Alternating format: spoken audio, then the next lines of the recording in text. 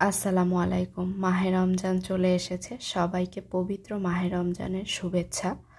প্রথম রমজানের দিন আমি কি করলাম সেটা নিয়েই থাকছে আজকের ব্লগটি। তো সাহারির জন্য আম্মু করেছিল সোনালী মুরগি, কাচকি মাছের চচ্চড়ি আর বরবটি ভাজি আলু দিয়ে। তো আল্লাহর রহমতে ভালো মতোই আমরা সাহারি করে রোজাটা রেখেছি। তারপর প্রথম রমজান সকালবেলা আমাদের হেল্পিং হ্যান্ড আম্মুকে ডাল বেটে দিয়ে গিয়েছে। এটা দিয়ে পেঁয়াজও বানায় আম্মু, খেসারির ডাল আর মসুর ডাল আর মরিচ বেটেছে, রসুন বেটেছে আর বেশ পেঁয়াজ কেটেছে পেঁয়াজুর জন্য। তো তারপরে আমি পুডিং বানাতে চলে গেলাম ইফতারের জন্য। তো পুডিংটা বানানোর জন্য আমি 500 গ্রামের মতো দুধ নিয়েছি আর দুধটাকে ভালো মতো জাল করে তারপরে এলাচ দিয়ে দিয়েছি আর পরিমাণ মতো চিনি দিয়ে দিয়েছি। আমার এই পারফেক্ট পুডিংয়ের রেসিপি আমার চ্যানেলে আগেই শেয়ার করেছি আমি। আপনারা পারলে যদি আপনাদের দরকার হয় তাহলে দেখে নেবেন একটু কষ্ট করে। তো এই যে ক্যারামেল বানিয়ে নিব। এখানে আগে একটা স্ট্যান্ড দিয়ে নিয়েছি, না হলে ক্যারামেলের বাটিটা পুড়ে যেতে পারে, মানে ক্যারামেলটা পুড়ে যেতে পারে, তাই বাটিটা ছোট সাইজের এর জন্য। তো 2 টেবিল চামচ চিনি নিয়েছি আর 1 টেবিল চামচ পানি নিয়েছি। এটাকে আমি প্রথমে একটু হাই হিট করে তারপরে যখন বলক উঠে গিয়েছে তখন আমি লো হিট করে দিয়েছি। আস্তে আস্তে বাদামি রং হওয়ার পরে আমি চুলাটা বন্ধ করে দিয়েছি। দেখতেই পারছেন আমার ক্যারামেলের কালারটা কতটা সুন্দর হয়েছে। তারপরে আমি একটি বাটিতে 2টো রুম টেম্পারেচারে থাকা ডিম নিয়েছি এবং হ্যান্ড বিটারের সাহায্যে খুব ভালো মতো ফেটে নিচ্ছি। আপনারা কাঁটা চামচ দিয়েও করতে পারেন, হ্যান্ড উইক্স দিয়েও করতে পারেন। তো আমি ভালো মতো একটু ফেটে নিয়ে তারপরে ওই যে জাল করা দুধ ছিল ওই দুধটা দিয়ে দিয়েছি। তো এবার ভালোভাবে আবার মিশিয়ে নিচ্ছি ডিমের মিশ্রণের সঙ্গে দুধের মিশ্রণটি। তারপরে আমি এই মিশ্রণটাকে ওই যেই মোল্ডে ক্যারামেল করেছি সেই মোল্ডে ছেঁকে ঢেলে নিলাম। এখন মুখটা ভালো মতো আটকে দিব মোল্ডটির।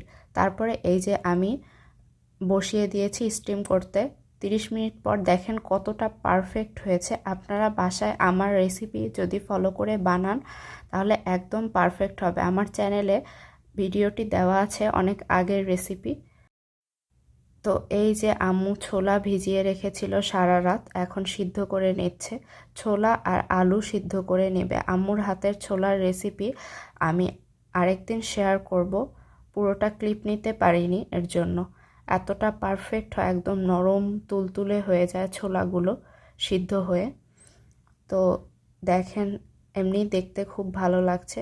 লাস্টে আম্মু ধনিয়া পাতা ছড়িয়ে দিল। আর এই যে আমাদের সাহারির জন্য আবার রান্না করে নিল পাবদা মাছ, আলু বেগুন দিয়ে ঝোল, টমেটো দিয়ে আর ছোট ছোট চিংড়ি মাছ দিয়ে করলা ভাজি। এই ভাজিটা যা মজা হয়, করলা ভাজি চিংড়ি মাছ দিয়ে করলে খুবই মজা লাগে। তো এখন আমার মা আলুর চপের জন্য সব কিছু রেডি করছে। তো ওই যে সিক্রেট মশলার রেসিপি শেয়ার করেছিলাম সেটা দিয়ে আলুর চপ করেছে। এত মজা হয়েছিল আলুর চপটা, সবাই বলেছে খুব মজা হয়েছে।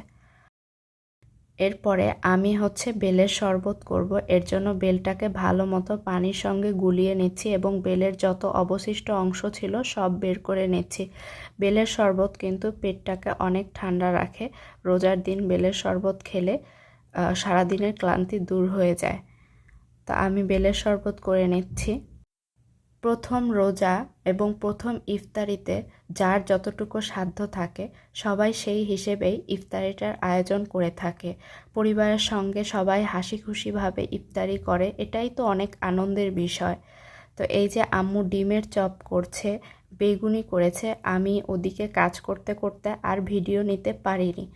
তো তারপরে পেঁয়াজু করে নিচ্ছে। পেঁয়াজুগুলোও খুব মজা হয়েছে। আম্মুর হাতে সব কিছুই খুব মজা হয়।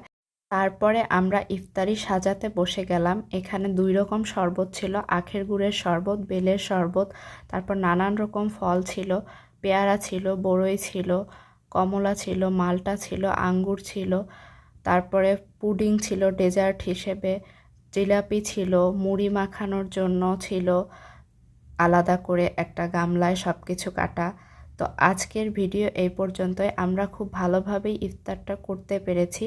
আপনারা আমাদের জন্য দোয়া করবেন, আর আপনারা সবাই যেন সুস্থভাবে 30টা রোজায় রাখতে পারেন এবং পরিবারের মানুষগুলোর সাথে ইফতারি করতে পারেন, এই দোয়াই করি। সবাই ভালো থাকবেন। আল্লাহ হাফেজ।